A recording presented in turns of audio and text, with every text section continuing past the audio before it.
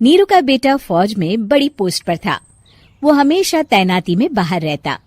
घर में अकेली नीरू बोरियत महसूस करती थी। नीरू की सहेलियों ने उसे सलाह दी कि वो अपने बेटे की शादी करवा दे। बहू के आ जाने से सब ठीक हो जाएगा। बेटा अपार, तू तो फौज में रहता है, मुझे घर में अकेलापन काटने को दौड़ता है। तू एक काम कर बेटा, शादी कर ले, फिर बहू के साथ मैं घर में आराम से रहूंगी। क्या माँ, मैं जब तक मेजर नहीं बन जाता शादी नहीं करूंगा। तुम कहीं घूमने जाया करो, लेकिन शादी की बात मत करो। इतना कहकर अपार वहां से चला जाता है, लेकिन जाते वक्त उसे माँ की भी चिंता रहती है। एक दिन दरवाजे की घंटी बजती है। नीरू दरवाजा खोलती है तो सामने एक सुंदर सी लड़की साड़ी पहनकर सर पर पल्लू रखकर खड़ी होती है। कौन हो तुम बेटा, और तुम्हें किसने भेजा है? मेरा नाम कंचन है और मैं आपके बेटे अपार की बीवी और आपकी बहू हूँ। तभी घर का फोन बजता है। नीरू फोन उठाती है तो अपार का फोन होता है। माँ, कंचन आ गई। वो आपकी बहू है माँ, और मैंने उससे शादी कर ली है। आप अकेली रहती हैं तो मैंने आपके लिए शादी कर ली माँ। अच्छा बेटा, बहू तो आ गई, बहुत सुंदर है। अब ना मैं आराम से घर में खुश रहूंगी।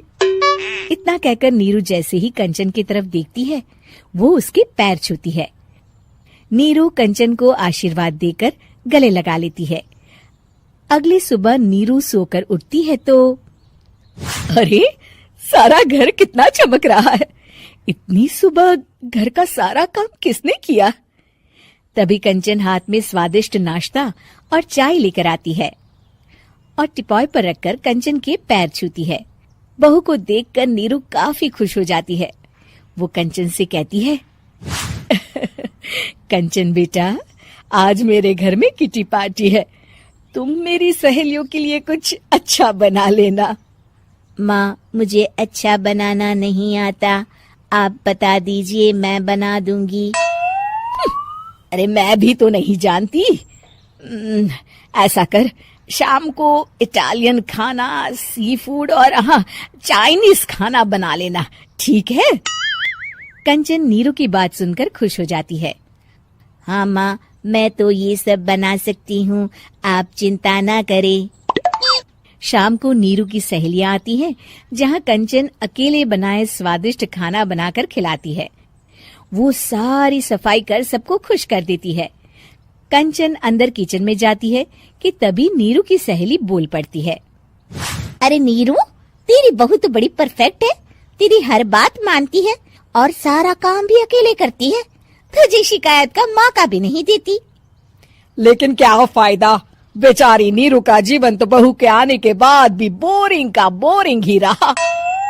क्यों, ऐसा क्यों बोल रही है? अब तो मेरे साथ मेरी बहू भी रहती है। हाँ, रहती तो है, लेकिन मैं ऐसी लड़कियों को बहुत अच्छे से जानती हूँ। ये सारे काम इसलिए करती है कि तुझे लड़ाई करने का कोई मौका ना मिले और तू फ्रस्ट्रेट हो जाए, समझी?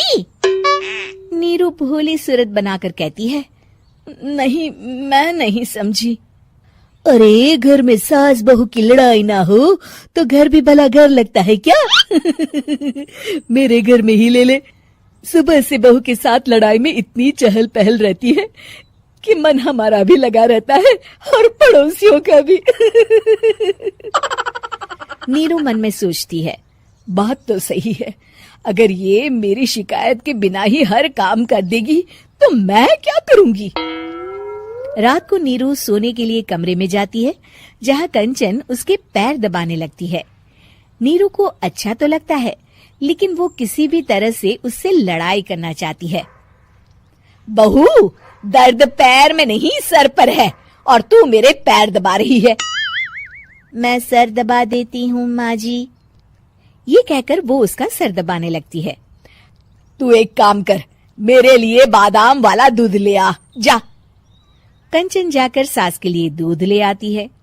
अब नीरू उसे जो कहती कंचन झट से कर देती। बहू, जरा छत से जाले निकाल दे। जी माँ जी। कंचन 5 मिनट में ही पूरे घर के जाले साफ कर देती है। नीरू तो देखती की देखती ही रह जाती है। कमाल है, ये तो हर काम कर रही है। तरस गई मैं तो इससे लड़ाई करने को।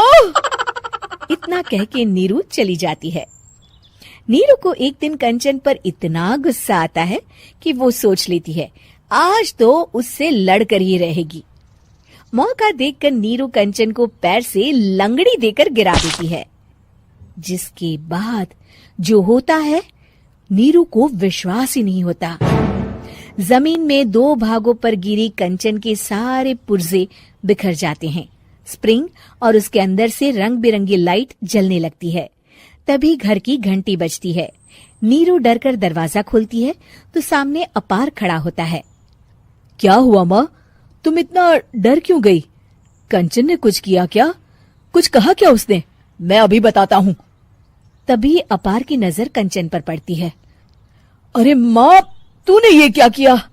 कंचन को तोड़ दिया। तुम्हारी खुशी के लिए मैंने रॉबर्ट को तुम्हारी बहू बनाकर भेजा था, जिससे तुम्हारी हर इच्छा पूरी हो और तुम खुश रहो। माँ, ये तो इंसान थी भी नहीं, इससे तो गलती हो ही नहीं सकती थी। फिर आपने इसे क्यों तोड़ा? क्या गलती थी इसकी माँ?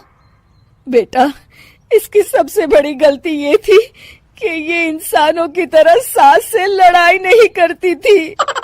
अपार माँ की बात सुनकर हैरान रह जाता है।